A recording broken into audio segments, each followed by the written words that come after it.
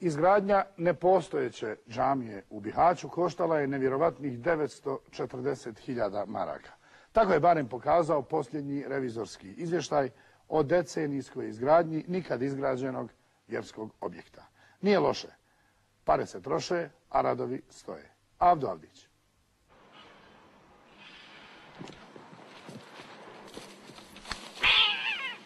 Crna mačka donosi nesreću.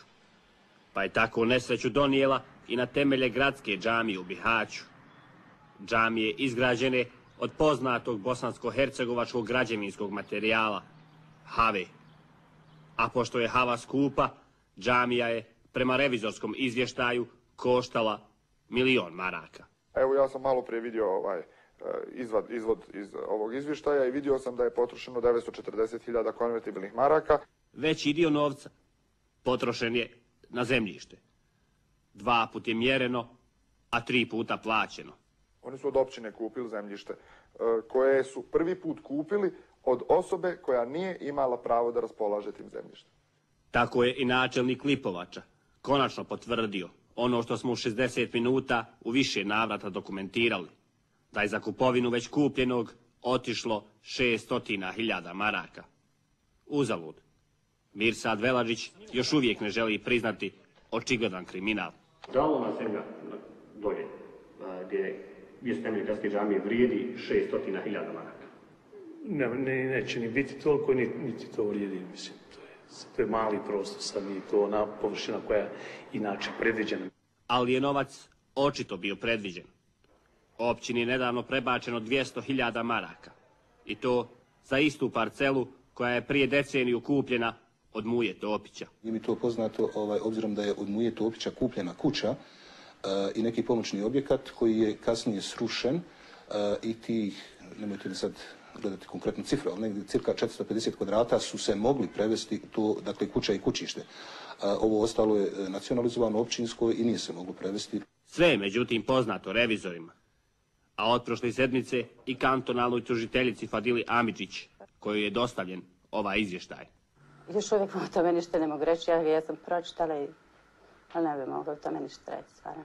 Više bi naravno mogao reći Mirsad Veladžić, za čijeg je vakta i kupovana zemlja za džamiju od have. Ali Veladžić sada šuti. Rekli ste da ne može da se potroši 600.000 maraka za džamiju, pa je potrošeno 1.000.000 maraka. Vi ste bili u upravnom odboru. Građevinsko. Nije to. Neznanjem se branio i Nihad Efendija Imširović, protiv koje kantonalno tužilaštvo Bihać vodi istragu zbog gradske džamije. Gradska džamija još uvijek u fazi istrage, gdje je u toku istrage saslušana većina svjedoka koji su navedeni u naredbi o provođenju istrage. Jučer je saslušani osumnjičeni. Ko je osumnjičeni? Osumnjičeni Imširović Nihad. Imširović je tužiteljici kao svoju odbranu priložio i ovaj tekst objavljen u preporodu kojim je dokazivao da je on, po mišljenju stručnog žirija sa muftijom Hasanom Makićem na čelu, proglašen imamom godine. Vaš i naš gost je Nihad Efendija Imširović, koji je na nivou Medžlisa Islamske zajednice Bihać proglašen najboljim imamom za 2009. godinu. Najprije ćemo porazgovarati sa Efendijom Imširovićem, kojem želimo dobrodošlicu u naš studio i emisiju. Dobrodošli. Bolje vas našao, assalamu alaikum vama i vašim gledalcima. Osumnjičeni hodža godine, međutim, nije baš srdačan prema svim novinarima. Alaikum selam. Kako ste? Dobro, hvala Bogu. Avdo Avdić, Federalna televizija. Znam. Znam i ja, vas. Kako ste? Hvala dragom Bogu. A ništa, došao sam da vidim samo da li ste vi pričali. Ne. Zašto? Pa dobro, no saslušali ste neki dan u tužilaštvu. Saslušali ste u tužilaštvu. Na sudu će Efendija Imširović morati malo više govoriti, te objasniti kako je džamijskim novcem za potrebe glavnog imama kupio Passata od brata glavnog imama. Moj brat je dovezao to auto i naravno 10.600 eura je plaćeno to auto. Mome bratu, a on je tada ta sredstva proslijedio za tu autokuću. Znači njemu plaća, on je plaća Jeste. On je poslije. Uz odluku izvršnog odbora. Međutim. Za sve ove transakcije postoji relevantna dokumentacija. ali zato nikakve relevantne dokumentacije nema kada je u pitanju izgradnja Islamske pedagoške akademije u Bihaću. Ova zgrada i džamija uz nju su ni na nebu, ni na zemlji. Ne, nisu one na nebu i za zemlji. I IPF i džamija su na općinskoj zemlji. Bespravno. Zakon je prekršen prije 12 godina. Tadašnja vlast, pod apsolutnom kontrolom SDA i Mirsada Veladžića, ovim je rješenjem oduzela zemljište od državnog komunalnog preduzeća Komrad, te ga dodijelila Islamskoj zajednici, koja je i osnivač pedagoške akademije. Utvrdili smo da je prije svega takvo rješenje ništavno i njega smo oglasili ništavnim, prilikom čega on ne proizvodi nikakve pravna, znači prethodno rješenje ovo kojem je dodijeljeno ne proizvodi nikakvo pravno dejstvo. Kao da pravna dejstva interesuju Mirsada Veladžića, čiji se kabinet i fakultet nalazi u bespravnoj zgradi. Jesi, sve je bespravno, ovdje ovo je drže, sve bespravno. Sve bespravno. Kako? Vi ste bili tad uvedeni, tako?